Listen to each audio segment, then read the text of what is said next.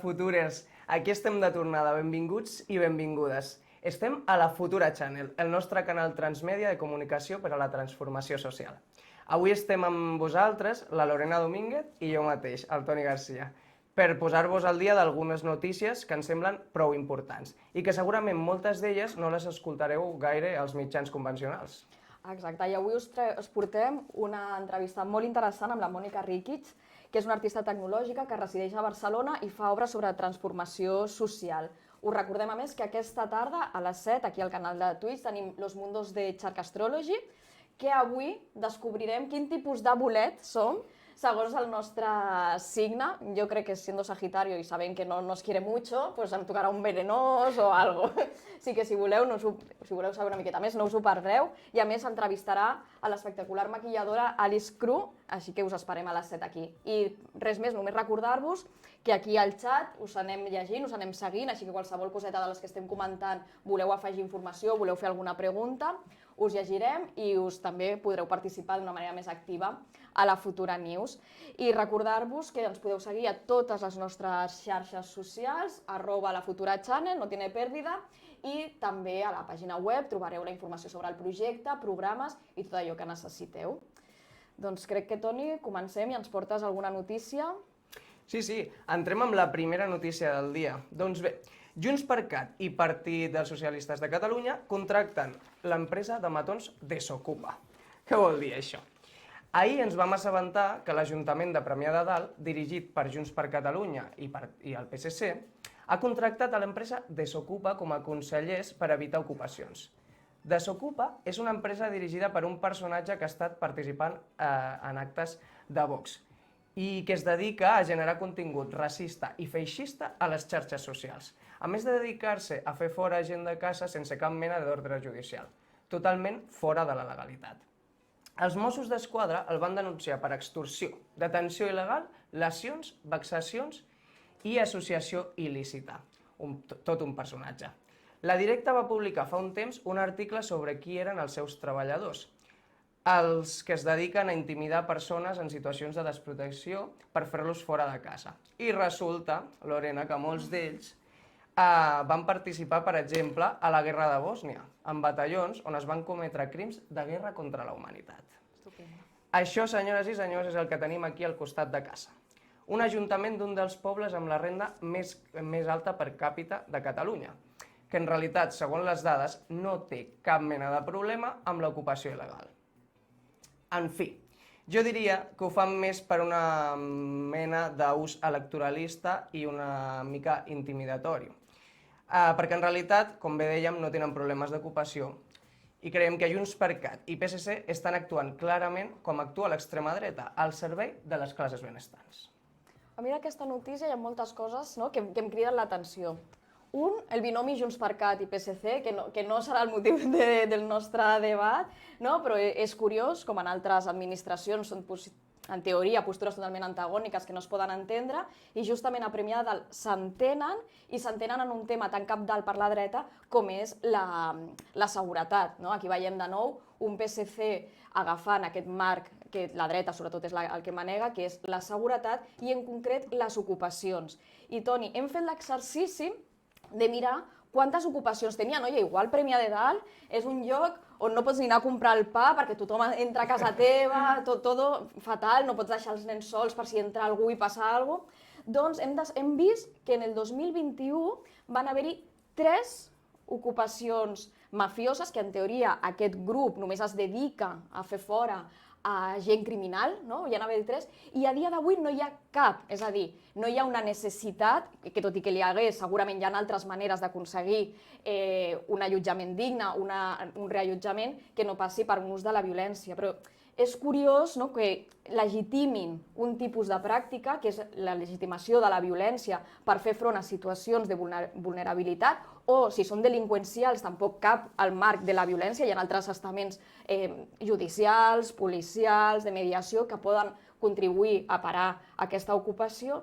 I aquí el tema és aquest, que és que no hi ha una necessitat real per donar veu i donar protagonisme a personatges com el que tu estaves comentant, no? Personatges des de paramilitars a porteros de discoteca, gent que s'ha associat a activitats violentes i que ja no només és que aquest ajuntament governat per PSC i Junts per Cat els hi donin lloc, que els hi paguin, perquè clar, una empresa d'aquest tipus és un servei contractat, sinó que a més hem estat mirant que hi ha diferents teles on també aquest tio, aquest fatxa, ha tingut veu. I per tant, una mica el que hem parlat moltes vegades aquí, la corresponsabilitat dels mitjans, de la política, sobre la legitimació de la violència i l'extrema dreta.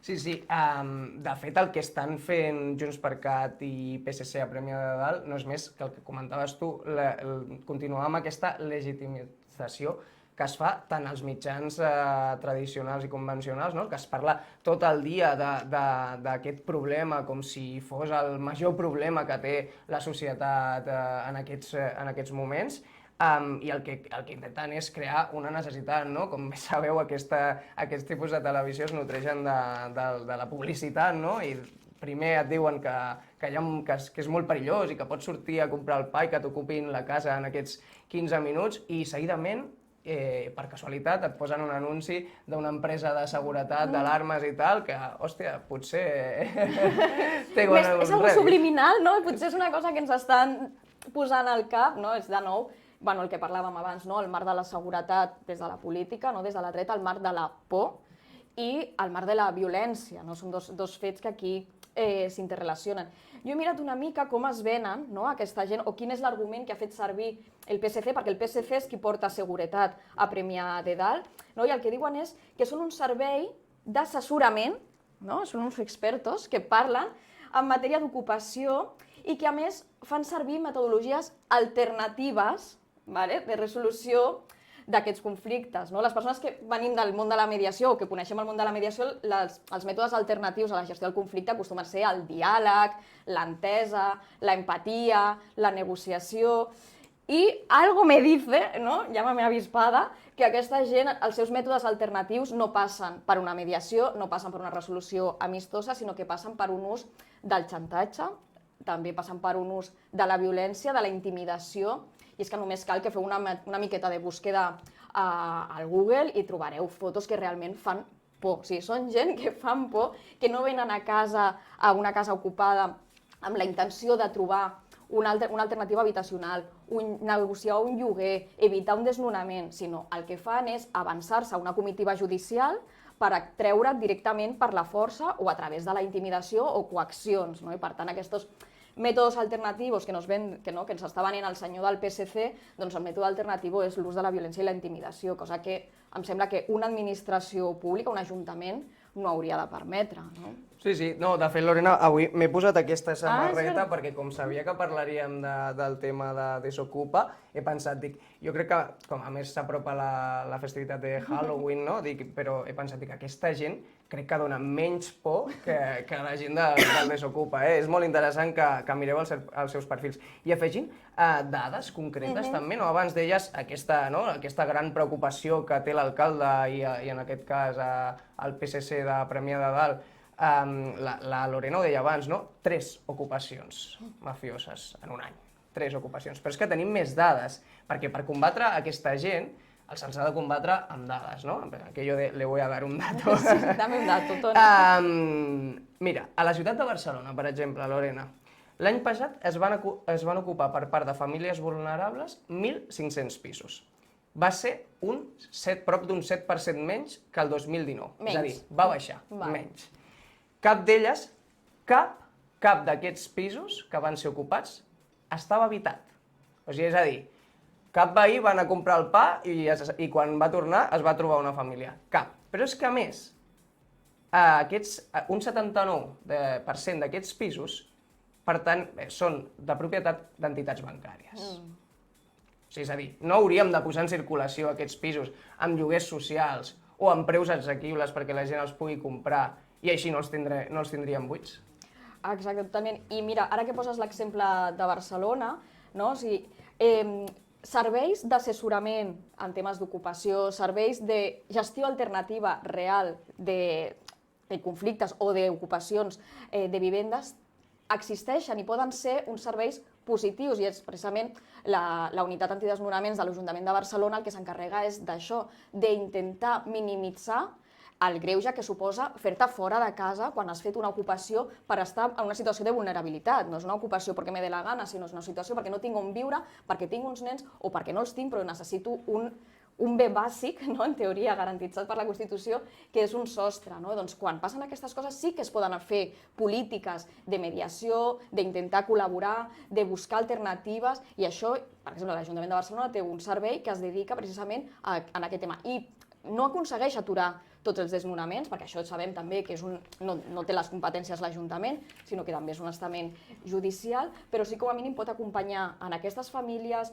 inserir-los a recursos, buscar itineraris que facilitin la integració, que facilitin una búsqueda de vivenda social, assequible, i és aquí on pensem que gent, ajuntaments que en teoria estan buscant solucions al drama que és l'ocupació, perquè el drama que és l'ocupació és perquè ve arrel d'una crisi per accedir a la vivenda, on s'han de fixar, i no amb 4 matons fatxes que venen a intimidar les famílies i que els importa res que aquestes famílies acabin al carrer o sota un pont. I després és curiós, perquè després tenim naus ocupades que s'incendien, que cremen, i tots ens posem les mans al cap. Però és que polítiques com aquesta justifiquen que hi hagi gent que acaba vivint a unes naus. I aquí no hi ha fórmules màgiques, però sí que poden haver-hi fórmules més amables, més socials, i que contribueixin a que la gent pugui tenir un espai digne on viure.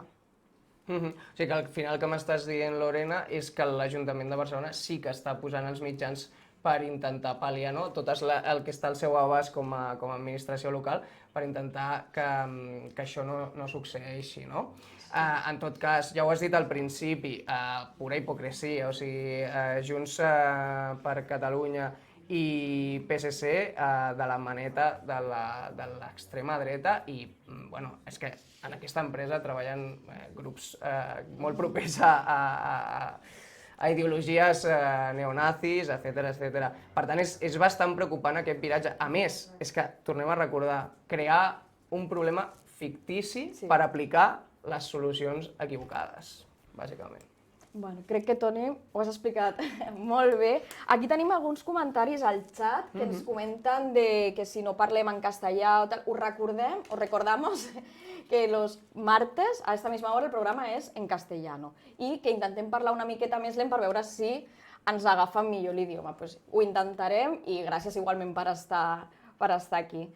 Doncs crec que en podem passar ja a la següent secció, no? Anem amb el reaccionant.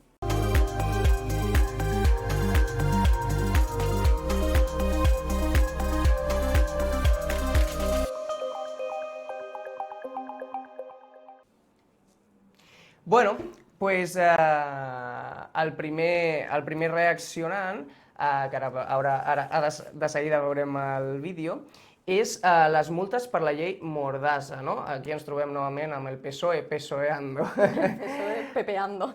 O pepeando, millor dir. Tu creus que algun dia traurà la llei Mordassa, Lorena? Jo estic bastant desesperançat amb aquest tema. En temes repressius i militars, el PSOE té una postura bastant similar a la de la dreta, no? I així ens ho demostra. Doncs sí. No sé si tenim el vídeo. Multas por la ley Mordaza, que es esta que Sánchez tiene en una caja ahí, metida en el sótano, cogiendo moho, al lado de la vivienda, al lado de Maxim Huerta, al lado de todo lo que propone Garzón. Y acumula desde su aprobación en 2015 casi 1.000 millones de euros de recaudación, de los cuales más del 60% están relacionados con el consumo o la tenencia de drogas en espacios públicos. Y eso que en el Congreso no hacen controles, ni en las tertulias de la Sexta. Yo jamás me he metido una raya de coca.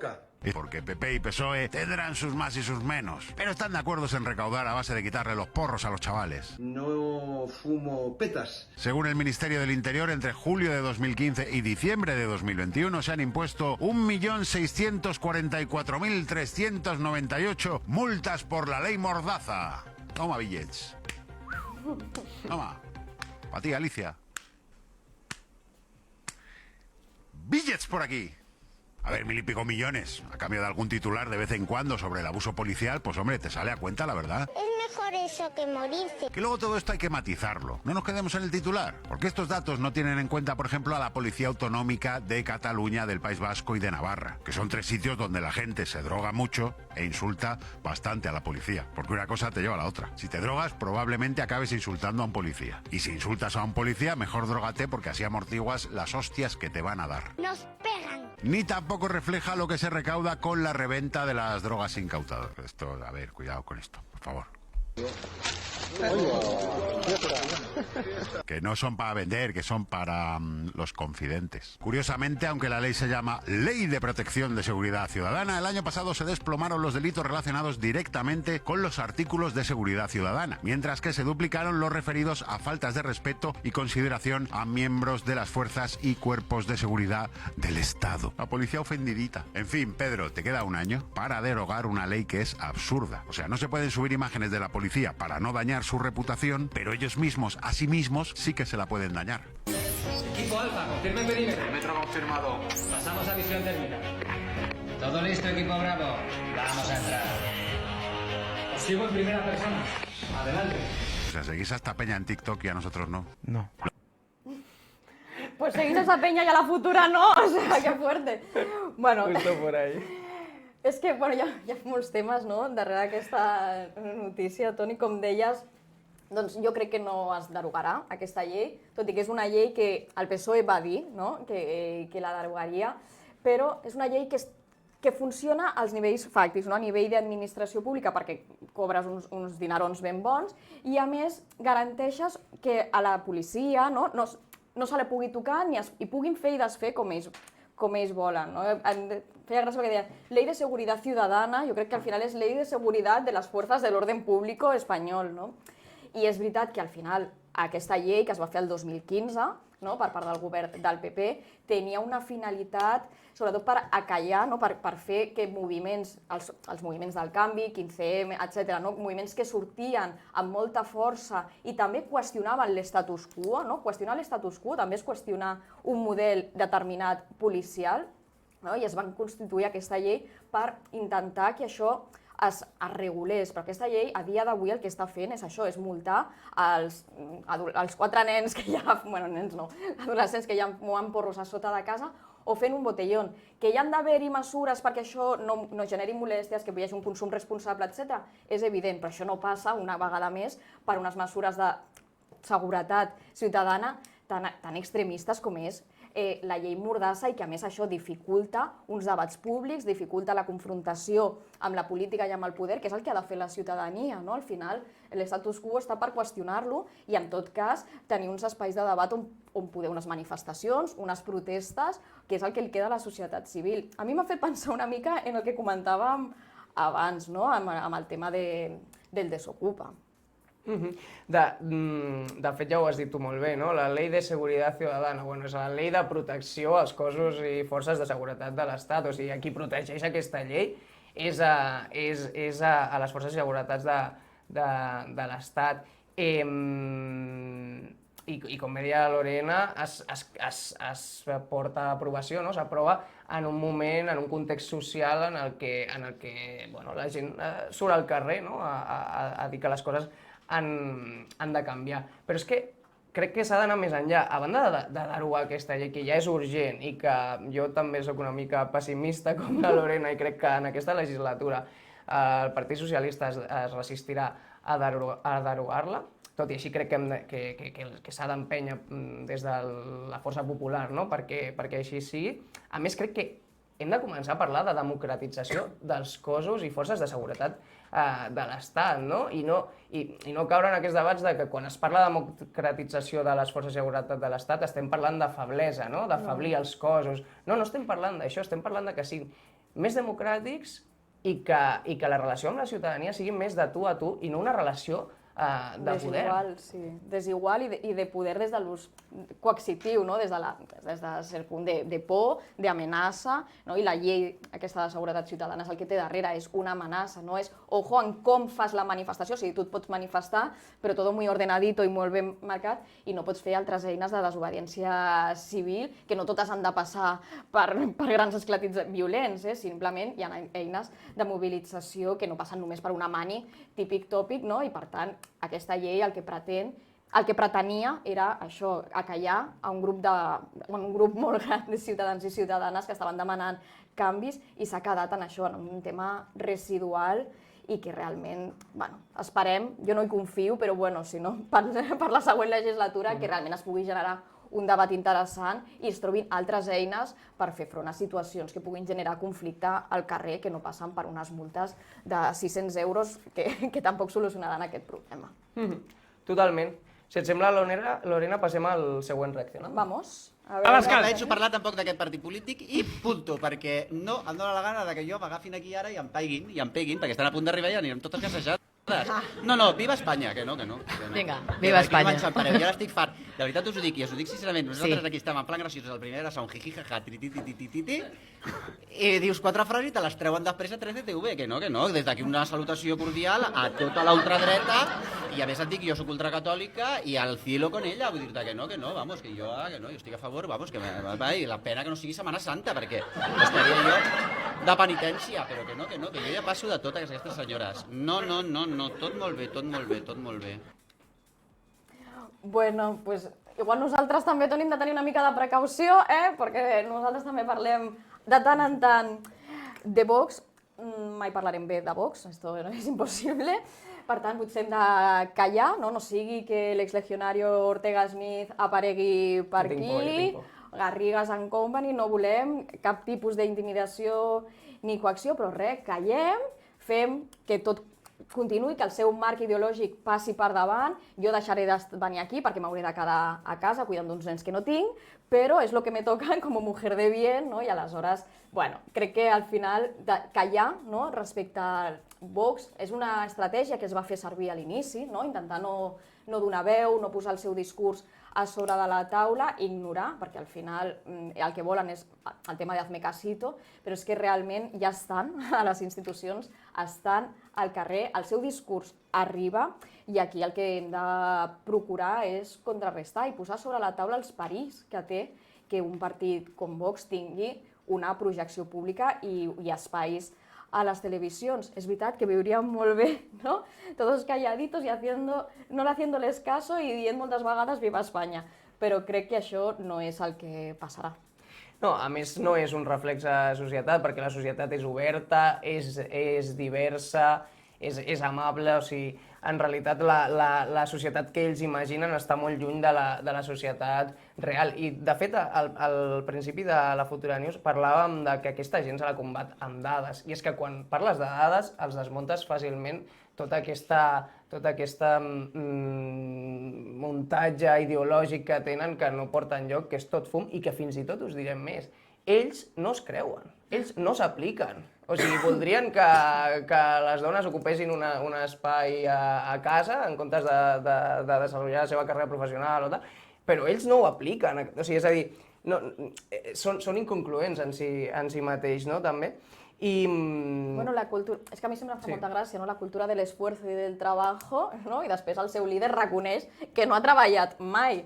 És a dir, que és un vividor de les arques de l'Estat i ell té els nassos de dir que al final tots necessitem un esforç, sense esforç no arribes a lloc. Si no has arribat a un determinat salari és perquè no has estudiat prou, no has treballat prou, i ell mateix reconeix obertament que no ha treballat mai. Per tant, evidentment, hem de posar les seves contradiccions sobre la taula perquè enganyen a la gent, estan mentint i crec que tots hem de ser conscients. I a més que les polítiques que propaguen, si no hi ha impostos, si no hi ha uns serveis públics de qualitat, què ens queda? O sigui, fora escoles, fora sanitat, fora prestacions d'atur i al final uns privilegiats continuïn mantenint els seus privilegis passant per sobre de tota la classe treballadora, no? I per tant és un tema que sí que hem d'anar treballant i no ens callarem, ni les dones, col·lectius LGTBI, ni les classes mitjanes ni baixes, ni ningú que consideri que un estat de dret ha de garantir uns serveis públics de qualitat per intentar que la societat sigui més equitativa. Sí, de fet, parlant amb el que deia Marc Giró al vídeo, òbviament Marc Giró està fent sàtira en aquest vídeo perquè ho està colant tot el contra, no? El contra Vox, ho està colant a través de la sàtira. I crec que és un altre mètode, però crec que hem de parlar, hem de fer pinya i no hem de callar davant d'aquests fascistes directament. O sigui, així de clar, com deia Lorena, tots a una i contra aquesta gent no els hi deixem passar ni una. Crec que anem a l'altra, Reaccionando, que té una miqueta a veure amb aquestes mentides que suelta Vox. Tutorial. Aprende a falsejar una dada. Cada año son más los catalanes que abandonan los estudios de forma prematura en Cataluña. Un 15% en 2021. Pas 1. Agafa una dada certa. L'any 2021 hi va haver un abandonament prematur dels estudis del 15%. Pas 2. No expliquis què vol dir. Abandonament prematur significa acabar l'ESO però no entrar ni al batx ni a cicles. Però això el Garriga no ho diu. Pas 3. Falseja la comparació. Cada año son más los catalanes que abandonan los estudios de forma prematura en Cataluña. Això no és veritat. La taxa actual d'abandonament prematur dels estudis és la més baixa de tot el segle XXI. Pas 4. Enjoy. Bé, us hem mentit. Hem dit que intentaríem no parlar de Vox i parlar-los amb ells directament a la cara, però que intentaríem no donar espai. I sí, mira, ho parlarem. I de fet, molt ràpidament, cuinarem una notícia falsa, una fake news. A veure, Toni, quina por. Hem portat estris de cuina i cuinarem una notícia falsa. Primer, com bé diu el tutorial que ens han posat aquí des de realització, una dada certa, no? Una mica d'una dada certa. Una mica, un 15% d'abandonament. Vale, perfil d'abandonament, molt bé. La segona, el segon ingredient, no explica tota la realitat. O sigui, és a dir, deixem la dada, però no expliquem el context. Perfecte. Molt bé. I el tercer ingredient és una comparativa falsa. Ens inventem dades, que aquí és on entra, no? Aquí és en realitat el que li dona gust a la fake news, no? I per últim posem la tapa, ell diu enjoy, però nosaltres posem la tapa. Ho cuinem tot i com a resultat, Vox. Passem al següent Reaccionando, si us sembla. Sí, bueno, crec que anem directament a l'entrevista. M'ha agradat molt, Toni, te felicito pel teu mejunge de cuina. I crec que ja tenim a la nostra invitada. Toni, ens pots presentar qui tenim avui amb nosaltres? I tant. Espera un moment, que hem de donar pas a l'entrevista, perquè si no ens liarem. Perdó.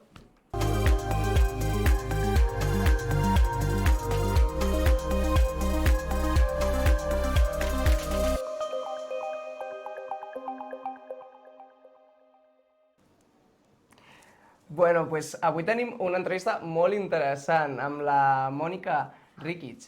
La seva feina es mou sobre dos eixos.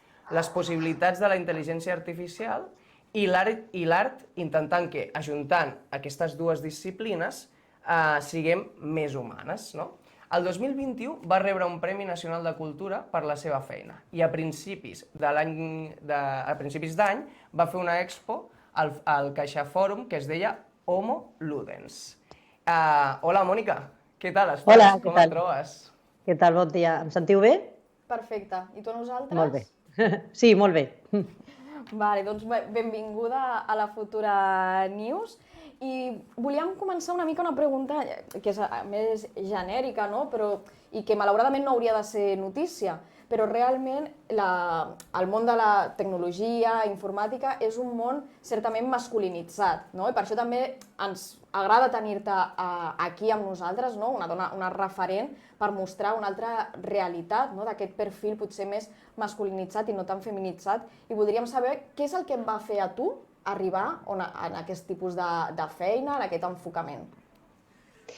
Bueno, jo crec que cal dir, sobretot, que jo no sóc informàtica, ¿vale? Jo treballo amb codi, jo programo i treballo amb electrònica i sueldo i tot el que tu vulguis, però jo vinc de les velles arts, Vale? Llavors, sí que en realitat si veiem a Barcelona i a tot Catalunya, en realitat gairebé totes les referents que puc nombrar són dones i també a la resta d'Espanya. O sigui, tenim a l'Anna Carreras, tenim a l'Alba Corral, tenim a la Marta Verde. O sigui, jo tinc un munt de companyes que són dones i que programem i treballem amb tecnologia i les màximes exponents d'aquest tipus de pràctica aquí doncs som així, som dones.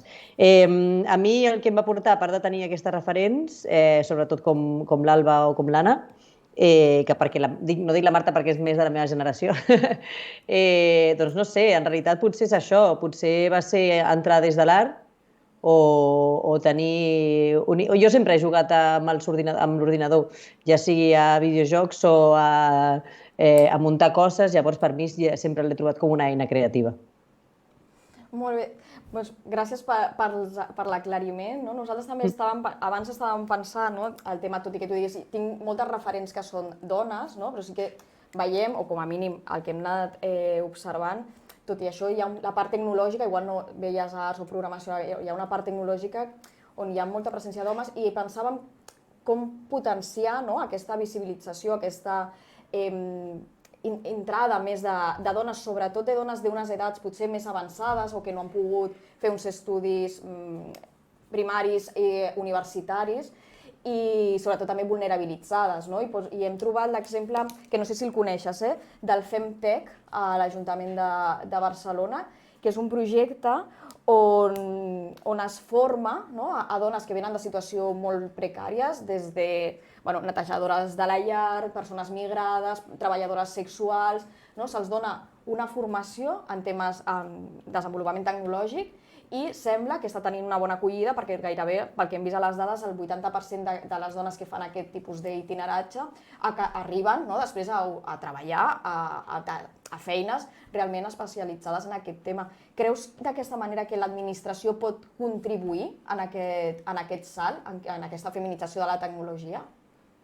Sí, mira, jo de fet, jo conec molt bé aquests premis perquè de fet, els premis, aquesta iniciativa perquè jo dissenyo el premi, o sigui, el guardó que obtenen les...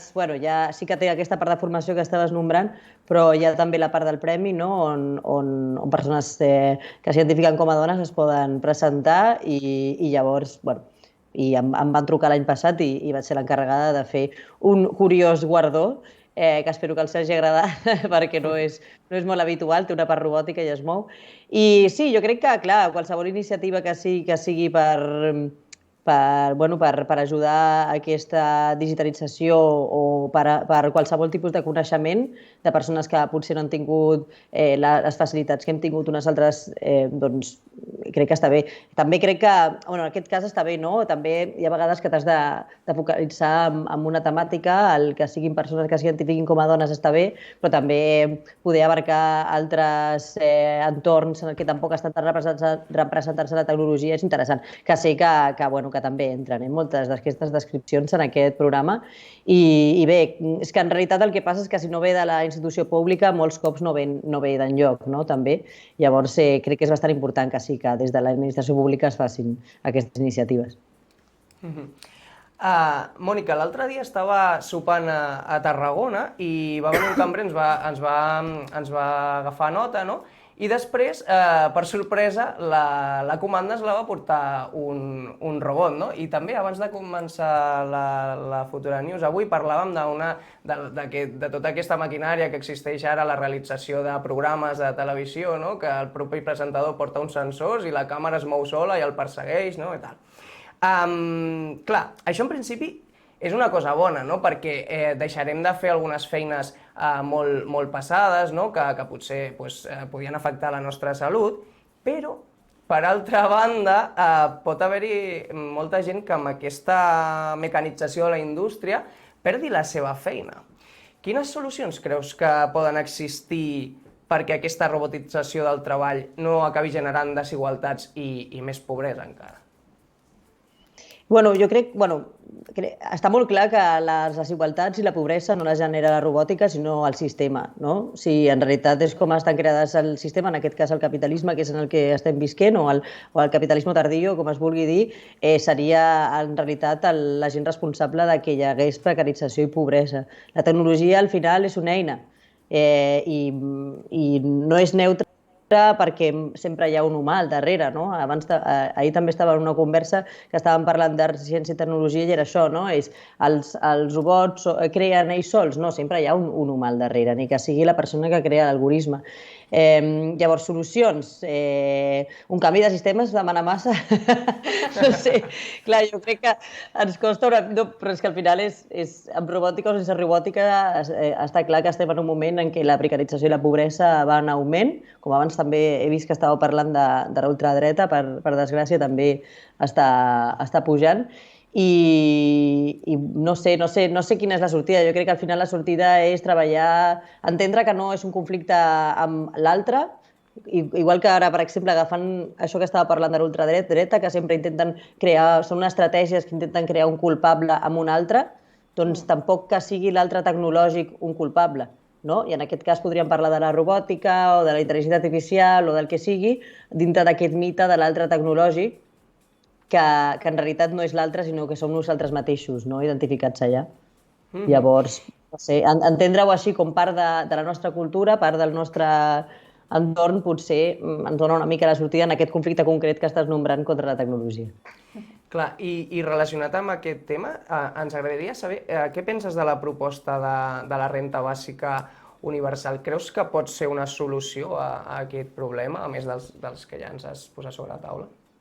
A veure, jo personalment no tinc ni idea d'economia, llavors el que estaria dient seria una mica una opinió personal sense cap tipus de justificació, potser, però jo sí que crec que una bona aplicació de la renda bàsica universal seria una de les solucions en les que ens trobaríem a molts problemes. El que passa que no ha de ser una renda bàsica universal sense condicions, sinó que ha d'haver-hi una transformació social i una transformació sobretot educativa i una transformació de les bases de la societat per poder portar aquest projecte endavant que s'ha de fer, també, que no és de dir d'un dia per l'altre vinga, ara canviem, fem renda bàsica universal i tot seran flors i violes, perquè no serà així, i no serà així en cap cas, de cap cosa. Les transformacions porten temps, porten educació, porten amor, porten el treball comú de posar moltes persones d'acord, que tampoc, a vegades costa, no?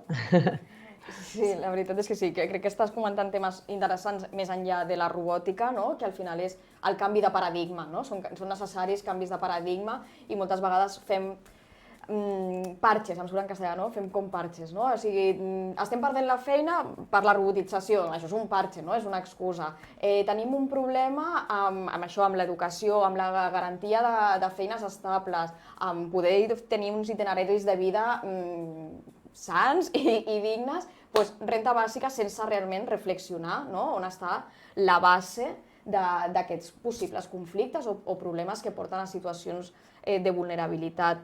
Em sembla que això que ho has dit és molt interessant i vinculat també amb el que deies de l'extrema dreta, que fa servir nosaltres i ells, o sigui, aquí necessites un conflicte per tenir un discurs, per generar un espai on el teu discurs entri, perquè al final la gent entén molt bé, és molt ràpid entendre ells, nosaltres, i per tant estem confrontats. I crec que això també és una mica el que ha passat amb el tema dels robots, aquesta part com és algo negativo, és una cosa que ens fa por, fins i tot a les pel·lis, o sigui, els robots se vuelven locos i nos van a matar. Per tant, crec que part de la teva feina també és fer que aquesta part de robots, de robòtica, sigui una part que la gent pugui entendre com un tema positiu, afable, de tu a tu, no de otros i nosotros, i volia que ens expliquessis una miqueta més aquesta visió, per què penses que hi ha aquesta visió que pot ser negativa, com es pot treballar per veure les parts positives. Mònica. Bueno, sí que és veritat que al final hi ha moltes estratègies, aquestes que fan servir l'altre com a l'enemic, no? I lo dolem com a punt de connexió en comptes de trobar els punts de connexió reals en el positiu, perquè pot ser això més conflictiu, no? El que estàvem parlant. Jo quan em fan aquesta pregunta de quina és aquesta narrativa apocalíptica, no? Per què es dona aquesta narrativa apocalíptica envers a lo robòtic o a la intel·ligència artificial o a l'altre no tecnològic, també hem de tenir molt clar que estem parlant des d'una perspectiva occidental, perquè això en altres tipus de cultures no existeix, la visió que tenen de l'altre tecnològic i del robot és molt diferent, però des d'una perspectiva occidental, hi ha dues parts per mi que són principals, que per una banda tenim el mite de la representació del que és l'altre tecnològic a les narratives més mainstream, podem passar pel·lícules o el que sigui. També desconeixement, no? Creure que aquest mite que està promocionat pel desconeixement, no? De creure que aquests algoritmes van sols quan en realitat hi ha humans al darrere. En molts cops hi ha humans molt precaritzats al darrere que fan el que tinguis aquests sistemes que siguin d'alguna manera intel·ligent i fent servir aquesta paraula intel·ligent, l'altre és el problema de la definició d'intel·ligència. O sigui, si nosaltres pensem en un robot, en realitat estem pensant en un sistema cognitiu artificial, que normalment li diem intel·ligència artificial, i d'aquesta forma ja assumim que hi ha una forma universalitzada de definir la intel·ligència, que de fet va molt lligada al tema de l'humà. A vegades també vosaltres ho heu dit, a mi em diuen que jo vull humanitzar la tecnologia i en realitat a mi el terme fins i tot humà tampoc és molt exclusiu també, i no és perquè estic dient incluïm a les màquines que siguin com humans, no, és perquè què entenem com humà ha estat sempre una problemàtica dintre de tota la història occidental, de nou, per entendre-ho d'una altra forma. Llavors, el tema de la definició d'intel·ligència és nosaltres assumim i diem, doncs vivim en aquest món de les piruletes en el que podem definir el que és la idea universalitzada d'intel·ligència, i llavors si ens fixem en les bases en les que es basa aquesta intel·ligència artificial, són les bases, tornem un altre cop, del sistema capitalista, que és la velocitat, l'eficiència i la productivitat. I jo no crec que aquestes siguin les bases de la intel·ligència, almenys no són per mi, però si aquestes són les que definim, mai guanyarem a un robot, no? Mai guanyarem a una màquina aquest joc. Llavors, això és el que també li dona por a la gent, no? I amb això també podríem tornar a lligar-ho amb el tema de la feina que estàvem parlant abans i tot, no? Llavors, al final, jo crec que molt es dona en confusió, en no entendre que nosaltres som part dels sistemes tecnològics i els sistemes tecnològics són part nostra i en realitat tenim molt a dir.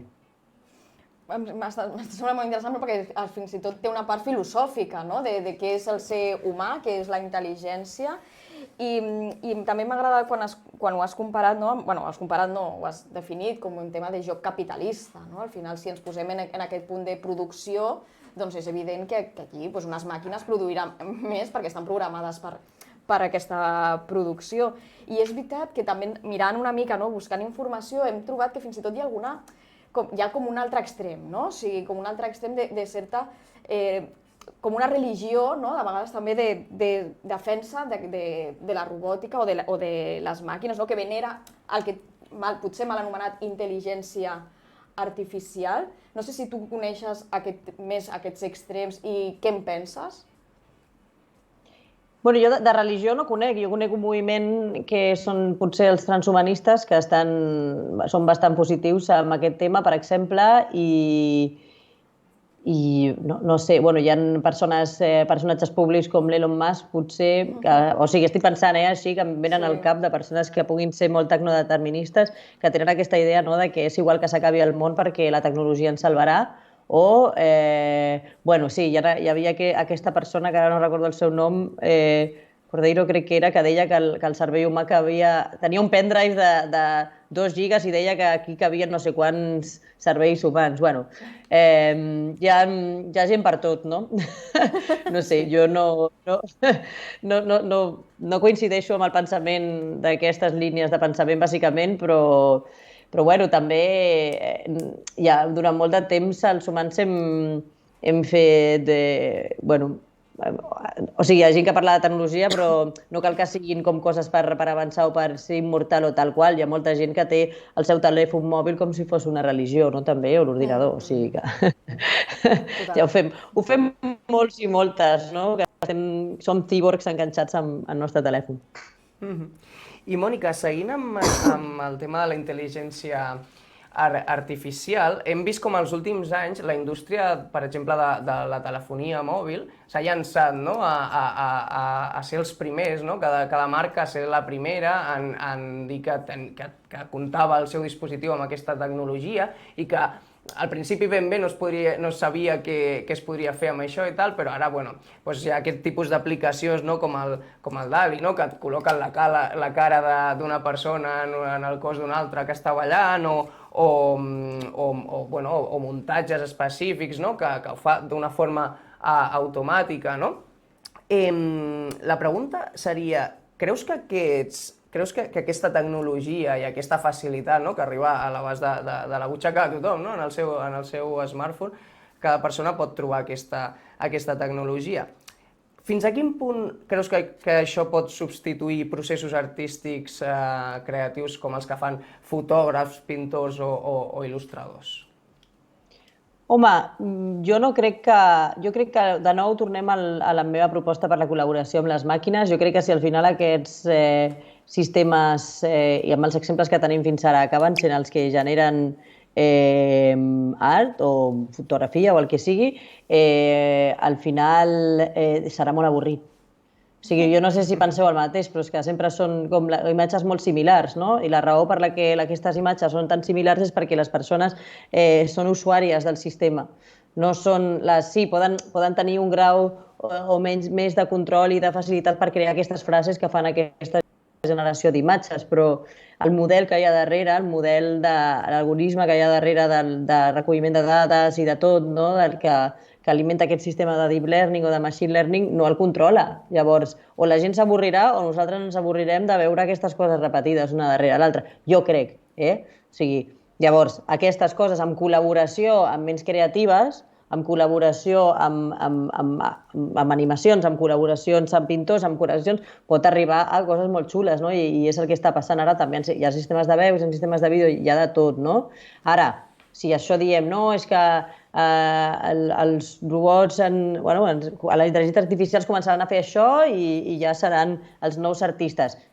Deixem-li a veure què faria una intel·ligència artificial si fos artística, no? Perquè no faria dibuixos de persones, no? Perquè si està explicant la seva experiència, per què ha de pintar una persona, no? O sigui, no sé, jo crec que si ens posem a pensar en realitat, així una mica pensament experimental ens hi aniríem a dir les màquines no farien aquestes coses, probablement.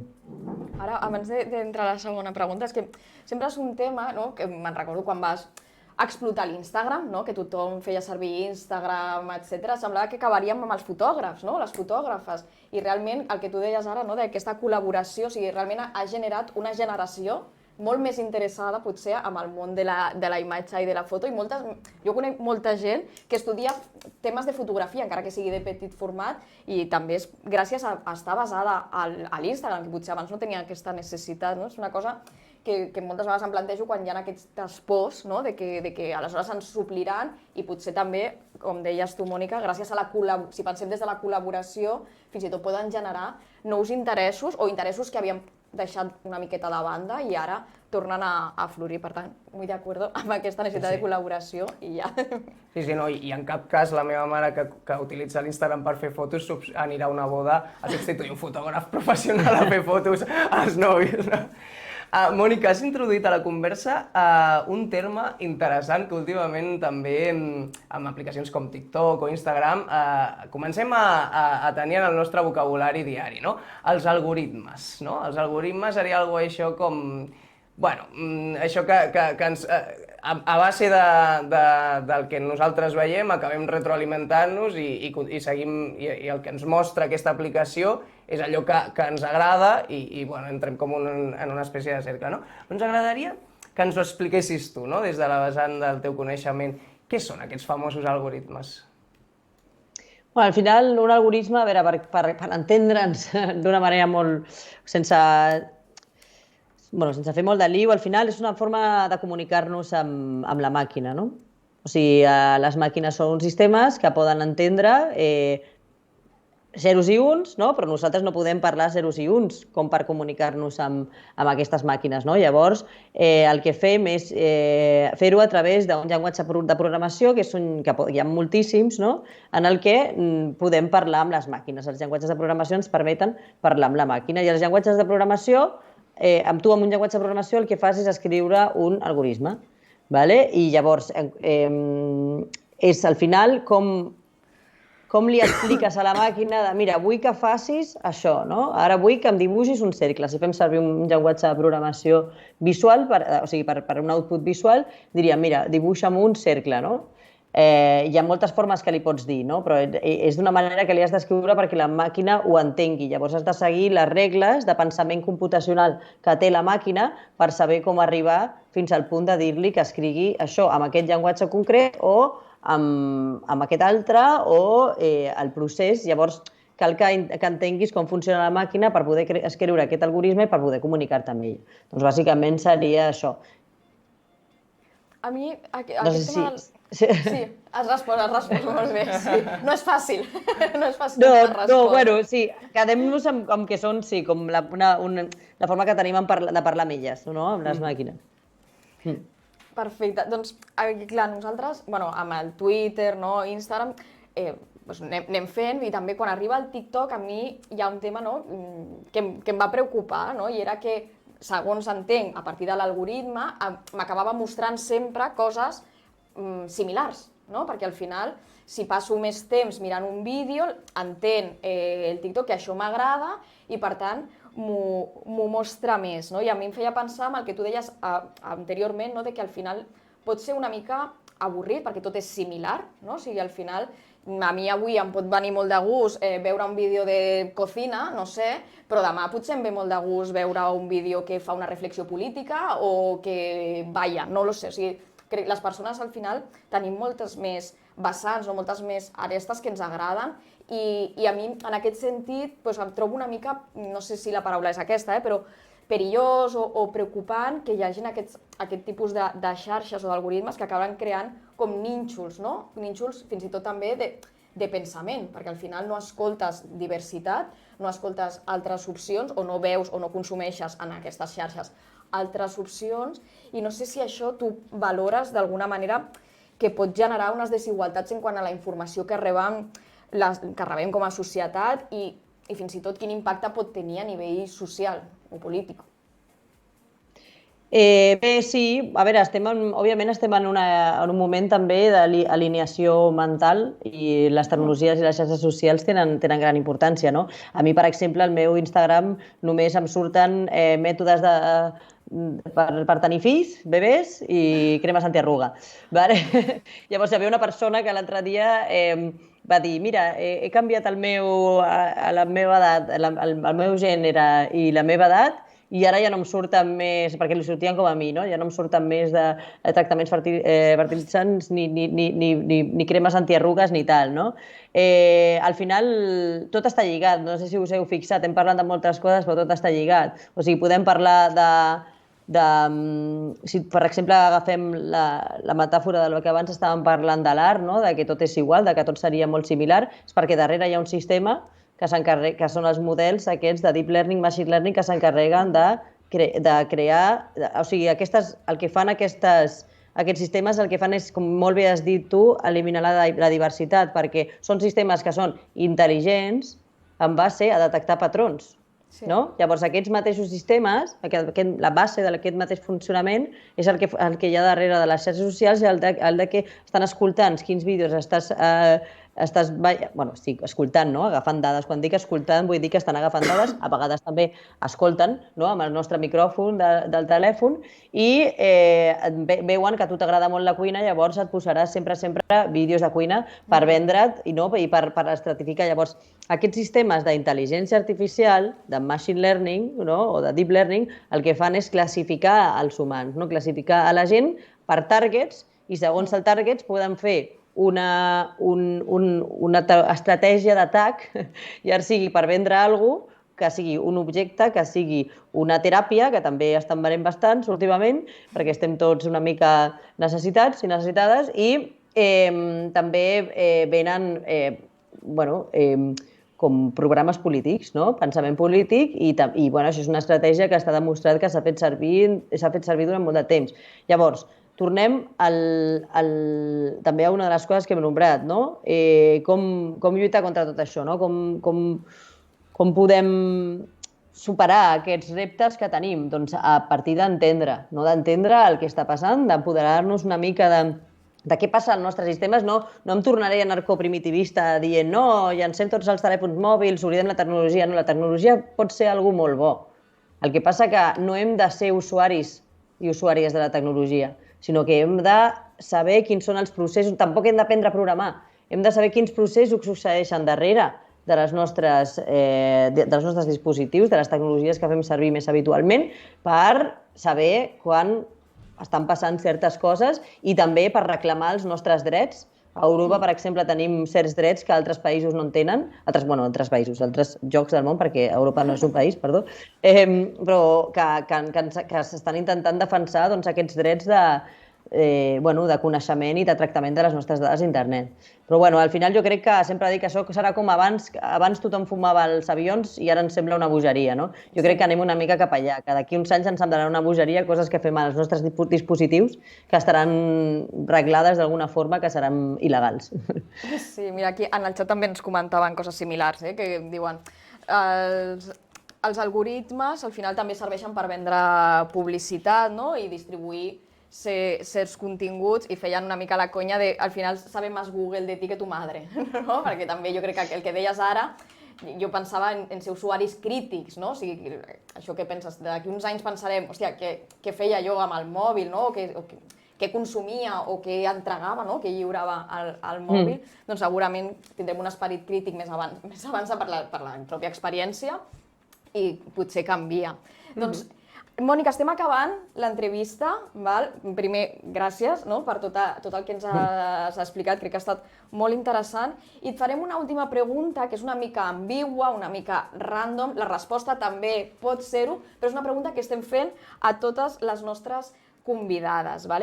I és que la Futura i en el món en general es diu que estem vivint un canvi d'època, un moment històric ple d'esdeveniments històrics, no tots positius, que si el Covid, la recessió, la guerra a Ucrània.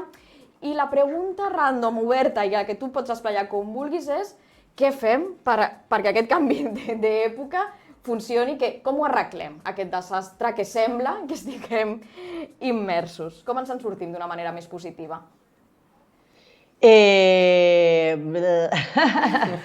Com ens sortim? No sé. Acceptant el canvi.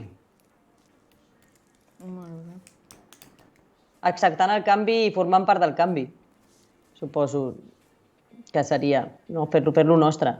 Perquè les coses han de canviar, no hem de tenir por del canvi. Només, doncs, fer-ho.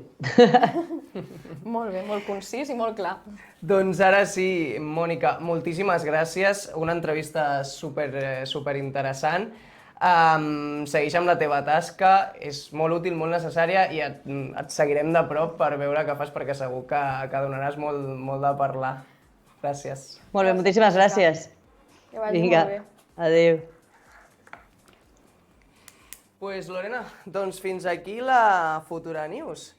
Moltes gràcies a totes per estar aquí. Us recordem que avui a les 7 de la tarda, en directe, tenim un programa amb la a veure si ho dic bé, Shark Astrology, que és allò que comentava la Lorena abans, que ens llegiran l'horòscop i mirarem amb bolets, no? Quin tipus de... I també la maquilladora Alice Cru, que no ens oblidem, que és una entrevista que serà molt interessant també. Meravellosa. I això, no us ho perdeu, i us recordem que ara la Futura News torna cada dimarts i cada dijous en directe a la 1 del migdia. Molt bé. Fins aviat. Que vagi molt bé, gràcies.